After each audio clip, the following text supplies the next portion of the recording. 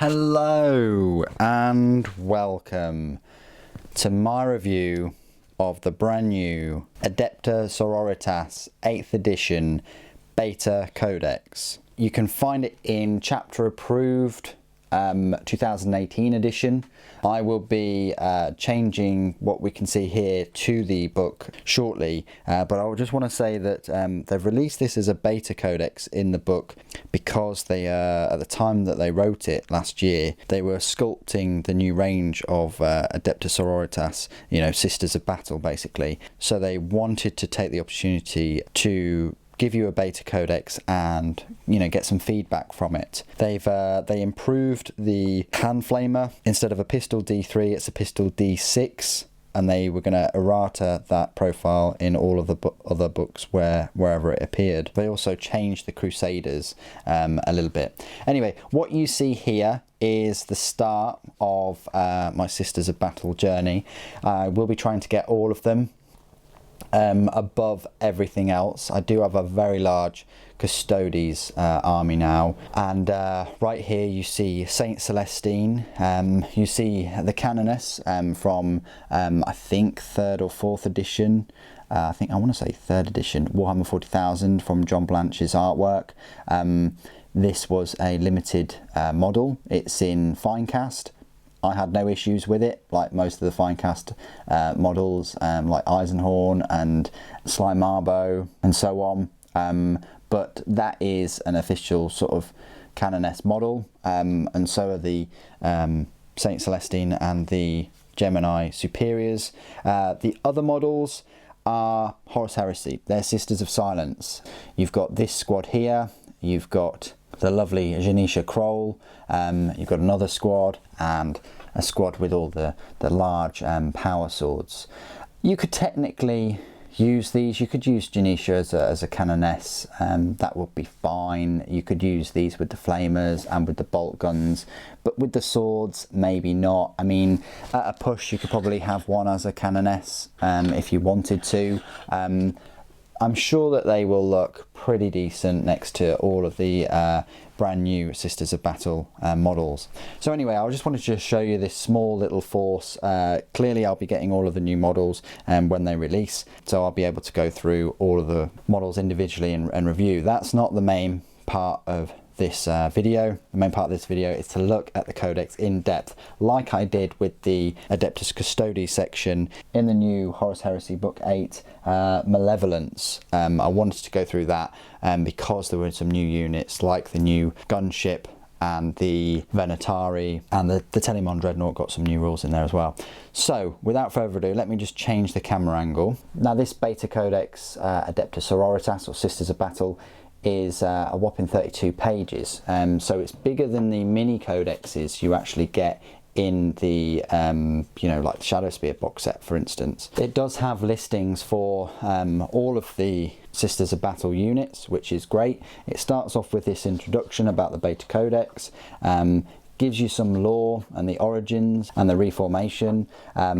You've got armies of faith and steel. You've got leaders of the faith, the sisterhood, ecclesiastical forces. Here you've got different orders. Order of the Valorous Heart, Order of Martyred Lady, Order of the Bloody Rose, Order of the Ebon Chalice, Order of the Argent Shroud, and Order of the Sacred Rose. Sorry, I've been watching too much John Burkrow. Anyway, Keepers of the Faith, here we go.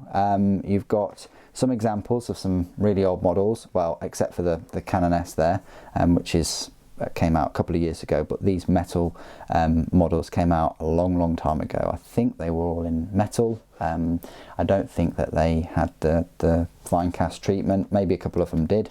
Anyway, there's a little bit of a battle going on against the Tau.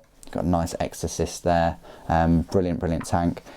You've got Saint Celestine, the living saint, and you've got Eleanor and Genevieve. You've also got some Seraphims on these quite strange bases. They're metal.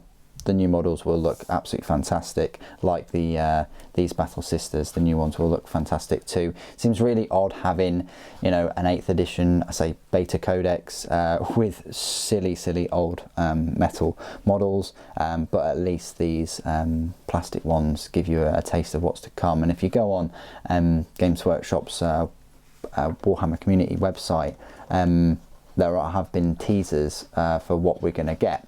Anyway, here we go. Warriors of the Faith. So you've got some keywords. You've got order. All members of the Adeptus Sororitas belong to an order when you have the order keyword. So that just means that the order is just changed to, you know, that actual order of, you know, the Bloody Rose, for instance. Order of the Bloody Rose, and her lead, the Righteous ability, would say reroll hit rolls of 1 for friendly Order of the Bloody Rose units, for instance. Abilities, you've got Acts of Faith here. Down at the bottom, it says, if your army includes any models with this ability, you will start the battle with 3 faith points plus 1 additional faith point for every 10 models with this ability in your army, rounding down. These can be spent to attempt the Acts of Faith listed below.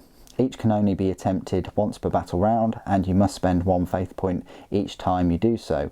If you have no faith points remaining, you cannot attempt an Act of Faith. To attempt an Act of Faith, select a unit in your army that has the Acts of Faith ability, and then choose the Act of Faith you wish to attempt. Then make a test of faith for the unit by rolling a d6. If the result is less than that Act of Faith's devotion value, or is an unmodified roll of 1, the test fails and nothing happens. Otherwise, the test is successful and the Act of Faith takes effect. It's very similar to the prayers that the Dark Apostle has. You've got Hand of the Emperor, devotion value 4. Use this Act of Faith at the start of your movement phase. If successful, add 3 inches to the selected unit's movement characteristic until the end of that phase. Spirit of the Martyr, devotion value 3. Use this Act of Faith at the start of your movement phase. If successful, 1 model in the selected unit regains D3 lost wounds, or if there are no wounded models and any models in the unit have been slain, you could turn 1 slain model to the unit with 1 wound remaining. This model can be set up in unit coherency and cannot be set up within 1 inch of any enemy models. If it's not possible to place a model, it's not returned to the unit. Aegis of the Emperor, devotion value 3. Use this Act of Faith at the start of your opponent's psychic phase, and if successful, then until the end of that phase, you roll a d6 each time the selected unit suffers a mortal wound. On a 4+, that mortal wound is ignored. That's pretty decent. Divine Guidance, devotion value 4. Use this Act of Faith at the start of your shooting phase. If successful, you add 1 to hit rolls for attacks made with this unit's ranged weapons until the end of the phase. The Passion, devotion value 5. So this is the highest one in all of these acts of faith. Use this Act of Faith at the start of your fight phase. If successful, the selected unit can be chosen to fight with twice that in that phase. That's pretty horrific. Light of the Emperor, devotion value 3. Use this Act of Faith at the start of the morale phase. If successful, the selected unit automatically passes morale tests that phase. So quite standard, straightforward stuff there. You've also got Shield of Faith, conviction is the greatest armour. Models in this unit have a 6+ invulnerable save. In addition, units with this ability can attempt to deny 1 psychic power in each enemy psychic phase in the same manner as a psyker. When they do so, first select a model from the unit, measure range visibility from this model. When making this attempt, only roll a single d6 instead of 2 d6. The psychic power is resisted if the roll is greater than the result of the psychic test that manifested the power. And then Zealot. You can reroll failed hit rolls for this unit in a turn which it made a charge move, was charged or performed a heroic intervention.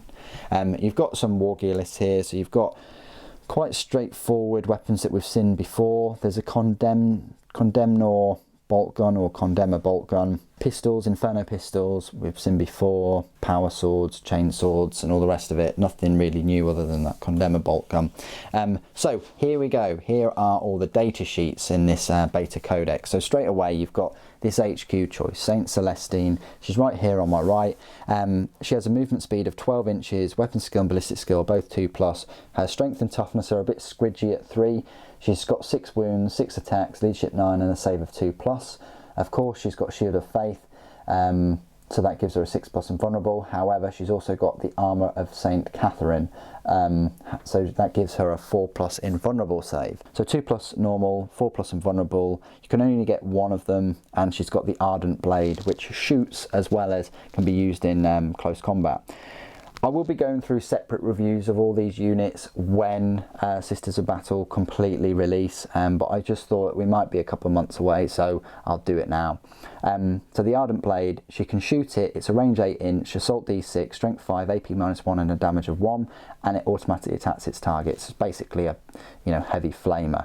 The Ardent Blade can be used in melee, and it's a strength +4, so now she's hitting with a strength of 7, AP -3 and a damage of 2. She's got healing tiers, which means at the start of the movement phase she can pick one of her Gemini Superior, which are an elite choice, that has suffered 1 or more wounds or a casualty, and then a single model in the unit regains all of her lost wounds.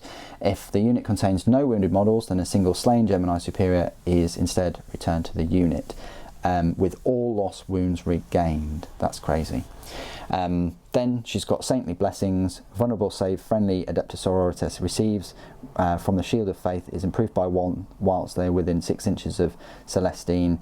It's improved by 2 instead if it is a Gemini Superior, to a maximum of 3+. In addition, friendly Adeptus Ministorum and Astra Militarum units have 6+ invulnerable save whilst they are within 6 inches of Celestine. That's pretty good. So get your Imperial Guard Astra Militarum within 6 inches of her, and she's got those Saintly Blessings. Your Gemini Superiors, invulnerable saves are going up too. They have a 3+ and a 6+ invulnerable, so they're going to be getting a 5+ invulnerable. So that's Saint Celestine, very strong, lots of attacks, a decent strength, and she can buff those around her. Then you've got a Canoness, which I've essentially got right here. This is probably going to be one of the best models that they'll release, I would have thought, as well as the vehicles. So the Canoness is a power points cost of a 3, movement of 6 inches, weapon skill and ballistic skill both 2+, strength is 3, toughness 3, 5 wounds, attacks 4, leadership 9 and a save of 3+. Other than the strength and the toughness, very strong stat line there, and quite cheap with power points cost of a 3. With a bolt pistol, frag grenades and crack grenades, you can replace its bolt pistol with a weapon from the ranged weapons or pistol list, and you can also take a weapon from the melee list, so you can give her a power sword, which is definitely worth doing. She's got Axe of Faith and Shield of Faith, also got a Rosarius, so a 4+ invulnerable, and Lead the Righteous. Of course, Adeptus Sororitas unit, so if she is within 6 inches of Celestine, you're going to be getting a 3+ invulnerable save with the Canoness, so worth having the Canoness nearby. You then got Uriah Jacobus. Hope they make a really awesome new plastic model for him. His movement speed is 6 inches, weapon skill, ballistic skill 3+, strength, toughness are both 3, wounds 5, attacks 4, leadership 8 and a save of 6+. What he's got here is this awesome weapon called the Redeemer, which is an assault 2, range 18-inch, strength 4, AP -1, damage 1 weapon, and if the target is within half range, you add 1 to the strength, so it just becomes strength 5. It's also got a chain sword where you can make 1 additional attack. What's interesting is he affects models that are fleeing. On a 4+, they don't. You add 1 leadership for Adeptus Ministorum and Astra Militarum within 6 inches. He's got his 4+ invulnerable.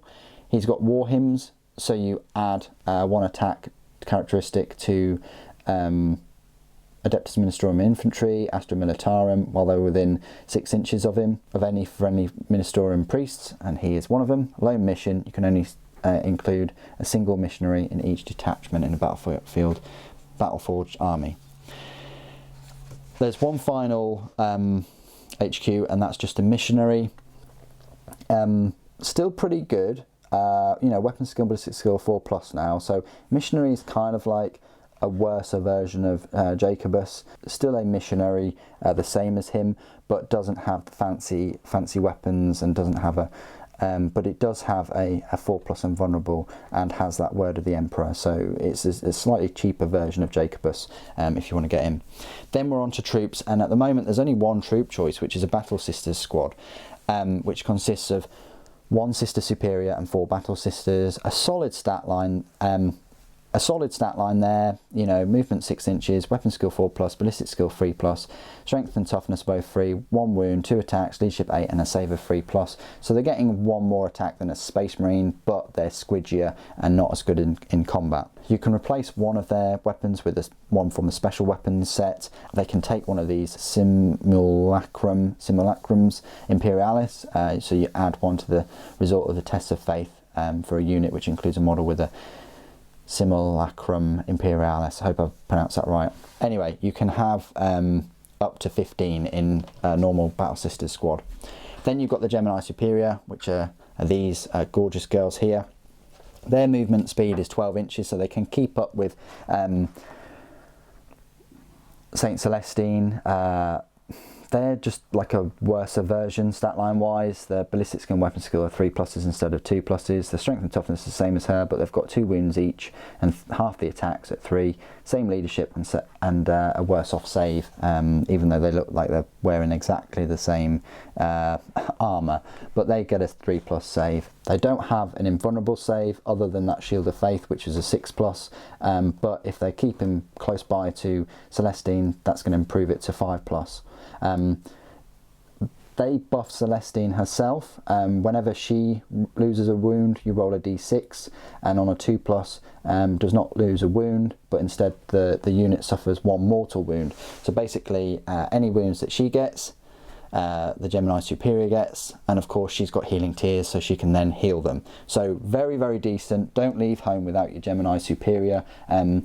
The unit contains 1, but it can include an additional 1, and only 1 of that unit can be included. They're just armed with, you know, the bolt pistols and the power swords, but they do have 3 attacks each.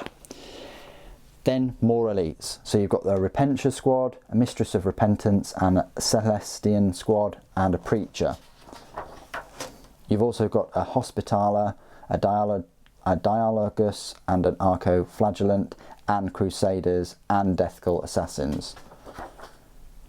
So something tells me this is a very elite heavy army already, similar to Space Marines in that respect.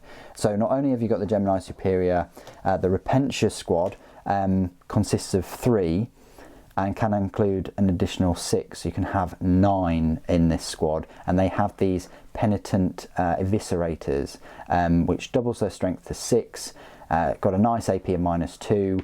They don't have any other amazing abilities. They've got a 7+ save, so they're just walking around in t-shirts, I would have thought, but they do get that 6+ invulnerable. The Mistress of Repentance, just a single elite choice model. It's got these neural whips. I can't wait to see this model with these whips. If you've got a Repentia squad, then the Mistress doesn't take an elite slot. You can re-roll advanced, charge and hit rolls for Repentia squads if you've got this Mistress. Definitely don't leave home without her. Her neural whips, strength of the use, AP -2 and damage 1, but you add 1 to the wound rolls for attacks made with this weapon if the target unit's highest leadership characteristic is less than 8. So if they're sort of weak-minded, she's going to do a bit more damage. Then you've got a Celestine squad. They're all armed with bolt pistols, bolt guns, frag grenades and crack grenades. They are the kind of bodyguard for Sisters of Battle characters. That squad basically acts as a living shield on a 2+. This unit intercepts that hit. You can have 10 of these Celestians. They just have standard weapons, but they can replace them with you know, some of the special weapons. Then you've got a Preacher down at the bottom, quite a low points cost, just has a lance pistol and chainsword, but the reason why you get him is Zealot and the War Hymns, where you add 1 to attacks characteristics of all your units. You've got a Hospitaller. You could technically use the one in the Rogue Trader Kill Team set. That would be fine, because that lady does have the Chirurgeon's tools. The Hospitaller can attempt to heal or revive a single model. On a 4+, it regains D3 lost wounds. And again, a bit like the Tears from Celestine, that can revive a unit, but only with 1 wound remaining, I might add. So it seems like the army is kind of based on regaining the lost wounds, and it will take them because they're only toughness 3 and they don't have the best saves. But even so, this Hospitaller has a 3+ save. I'd love to see what kind of armour. So clearly she is going to be wearing some kind of power armour like the Mistress of Repentance. The Dialogist, single model arm with the Dialogist staff, which gives it a strength +1 and damage 1. This Dialogist is a Lord Hailer, and you're adding 1 to the leadership of characteristic of Adeptus Sororitas while they're within 6 inches of it. You can re-roll failed tests of faith. That's the reason why you get a Dialogist. Arcoflagellants, it contains 3, but you can get an extra 6, you can get 9. They're armed with Arcoflails, which they're already strength 4, so they'll have a strength 5, and you make D3 hit rolls for each attack, and they do have 2 attacks each. You've got 9 of them, you know, that's 18 attacks, and then you've got D3 hit rolls. Berserk killing machines, every time they lose a wound on a 5+, the model does not lose a wound, so just like the disgustingly resilient for Death Guard. Quite good. They've got no ranged weaponry, but they are weapon skill 3+. Good strength. Well, it'll be strength 5. They're just a bit squidgy. They will have, because they don't have that invulnerable save or anything like that. Then you've got Crusaders, which are very cheap. You've got 2 for 1 power points cost, but you can have an additional 8, so that is 9. They're equipped with a power sword, which is good because they've got a weapon skill 3+, but their strength is only 3, and they do have an alright save of 4+, but they also have a save of 3+. So it's their strength that's letting them down, and the fact that they've only got 1 wound. But put a load of them, you know, have 9 of them for power rating of +6. So power rating of 6, you're getting 9 Crusaders with 2 attacks each. That's 18 power sword attacks with invulnerable saves. They don't take up a slot in the detachment that has Ministorum Priest. So that's brilliant too. They're going to do quite a fair bit of damage if you have a fair number of them and you get them delivered, you know, using a Rhino or something. Then Death Cult Assassins, which on the face value aren't as good as the Crusaders. They do have a better strength, but their armor penetration of those power blades is only -2, and they don't have a 3+ invulnerable save. They just have a 5+ invulnerable save, and they still only have 1 wound, but they are a little bit quicker at the 7 inches. But they do have 4 attacks, and you can have 8 more of them, so you can have 10 in total. Sorry, I meant you can have 10 in total there, and you can have 10 in total Death Cult Assassins. Can't wait to see the new Assassin models if and when they bring them out. And then we get to fast attack. We've got a couple of choices. You've got the Seraphim squad. I'm really looking forward to see what they've done with them. One of the key things about them is that they've got 2 bolt pistols, frag grenades and crack grenades, so they're just going around akimbo with those bolt pistols, but you can have 2 of them to have 2 hand flamers or 2 inferno pistols. I don't think you're going to have 4 of them with those. And the Superior can change one of the bolt pistols with a chainsword and power sword, or replace the other bolt pistol with a plasma pistol. So you can have plasma pistol power sword or chainsword power plasma pistol. They've got a movement of 12 inches. They're a bit squishy. They only have 1 attack. You're going to be going up there with the inferno pistols, wrecking tanks and high toughness units, or bathing them with flame with the pistol D6 now that automatically hits, but they're very close range, these Seraphim squads. They do have this sky strike though, which means that they can descend from the sky, so they're basically deep strike, and they already have this angelic visage. Improve the invulnerable save the unit receives from the Shield of Faith ability by 1 to a maximum of 3+. So you're improving it by 1, so they've got a normal 6+, you'll get a 5+, and then you get a 4+ because of the angelic visage. So that's pretty good. 3+ normal and a 4+ invulnerable. That's the way I'm reading it. Dominion squad, I'm not sure where these fit in. They just look like standard Sisters of Battle unit, but kind of like a scout kind of unit. Very strange, doesn't really explain much more about them, and they're quite pricey too at 5 power points cost. Then you've got one of my favourite tanks in the whole game, the Exorcist. Very strong, high toughness of 8, 12 wounds, very good ballistic skill at 3+, and you The reason why you get it, the main reason, is you get this Exorcist missile launcher, which is a 48-inch range, heavy D6, strength 8. Yep, you've read it correctly. AP -4 and a damage of D6. That is the reason why you get it right there. It's worth the power points cost. Don't leave home without it. Personally, I'd get 2. You've got the Shield of Faith too, so you've got 3+ normal and 6+ invulnerable. Then another heavy support choice is the Retributor Squad. Definitely you need to be taking these in a Rhino or something to get them up close, because the heavy weapons for Sisters of Battle is just a heavy bolter, heavy flamer or multi-melter. Yeah, you can have 4 of them with heavy bolters, but you could have 4 of them with multi-melters or heavy flamers. You know, really decent looking unit, and I can't wait to see them in plastic form. You can have an additional 5 there as well, so you can have 10 in that squad.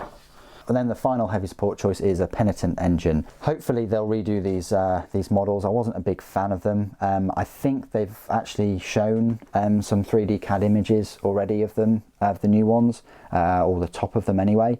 You have 1, and you can include an additional 1 or an additional 2, so you can have 3 in total. They're equipped with a Penitent buzz blades and 2 heavy flamers. The buzz blades ups the strength to 10 because they're a movement 7, weapon skill 3+, ballistic skill 5+, strength 5, toughness 6, 7 wounds, 4 attacks, leadership 8, and a save of 4+. Very solid, I feel. But the Penitent buzz blades ups the strength to 10, AP -3 and a damage 3. Very strong melee weapon. You want to be moving these and charging them into close combat. The heavy flamer, of course, is a strength 5 and it automatically hits the target. Zealot, desperate for redemption. They can fight twice in the fight phase, which is brilliant. So then you've got the 8 attacks at strength 10, and Berserk Killing Machines, whenever they lose a wound on a 5+, doesn't lose a wound, which is very handy for something that has 7 wounds. Can't wait to see the new models, and they're going to be a must buy too for the heavy support, as well as that Exorcist. Then you've got a couple of transport options. The Rhino, just a Rhino, but it gets an invulnerable save, and it can transport 10 of the models. Then Immolator, the same as the Rhino in terms of toughness and the number of wounds, and it saves, but it's equipped with an Immolation Flamer, which is quite horrific actually. It's 12-inch range assault 2d6, so it can always fire it when it's moving, and it's 4 inches further than the heavy flamer, and it's the same strength, same AP and same damage, and again it automatically hits its target. This is, I mean, you take this out with 4 heavy flamer equipped Retributor Squad or whatever, it's going to be a bit of a problem for your enemy. You can change that Immolation Flamer if you really want, with a twin heavy bolter or twin multi-melter. Again, you could put your multi-melter equipped Retributor Squad in this Immolator too. The only difference with the Rhino here is that you can transport 6 infantry models instead of the 10, but you are getting those really good heavy weapons. So think of it as like a Razorback for the Sisters of Battle.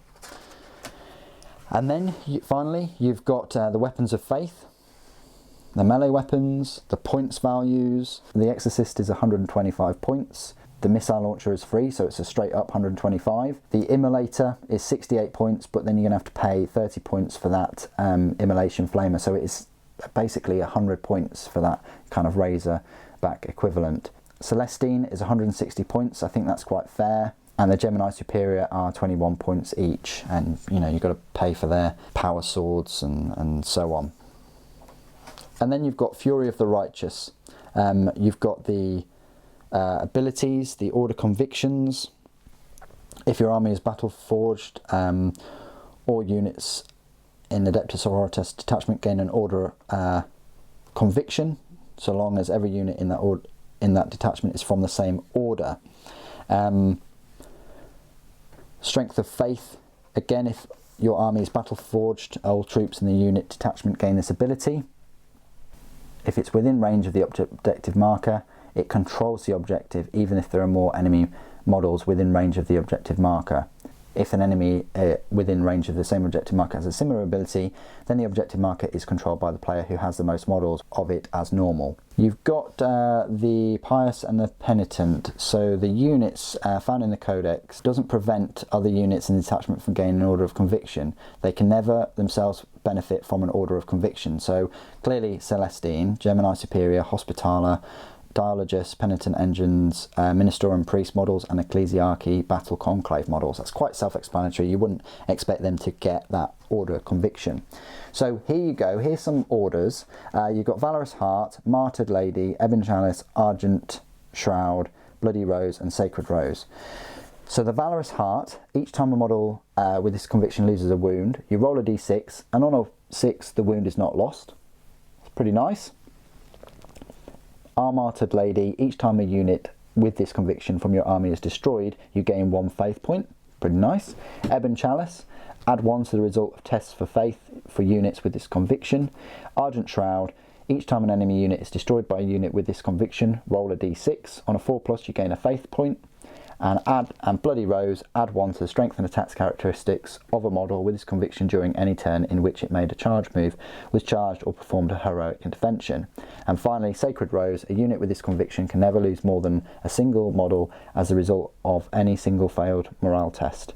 In addition, when a model with this conviction fires Overwatch, a 5 or 6 is required for a successful hit roll, irrespective of the firing model's ballistic skill or any modifiers. There you go. So it's very, very similar to what they've now done in the Chaos Space Marine Codex and all the other codexes, actually, by attributing these Sisters of Battle forces units to an order. In the Chaos Space Marine Codex, it's to a specific legion. In the Genestealer Cult Codex, clearly it's to a specific cult as well. And Space Marines, it was for different chapters. So there's a theme here running along all of these 8th edition codexes and rules that if you belong to a certain order or legion or whatever, then you're going to have certain buffs to apply for the army. You've then got some stratagems. I won't really go into those too much, but you can just pick up this chapter approved book in your local store and have a little read through them. You've got some warlord traits, and you've got some relics of the Ecclesiarchy. It says here, for named characters, if Saint Celestine is your warlord, you must be given Beacon of Faith warlord trait, which means at the start of the turn you roll a 4+ and you gain 1 faith point. So that's, I mean, that's not included in her profile as such. So this little sentence here is, you know, it could be lost in all of this beta codex. And then that's it. Look, Index Renegade Knight. So there's 32 pages of the beta codex for Adeptus Sororitas, or Sisters of Battle, as I much prefer to call them, because we get Sisters of Silence.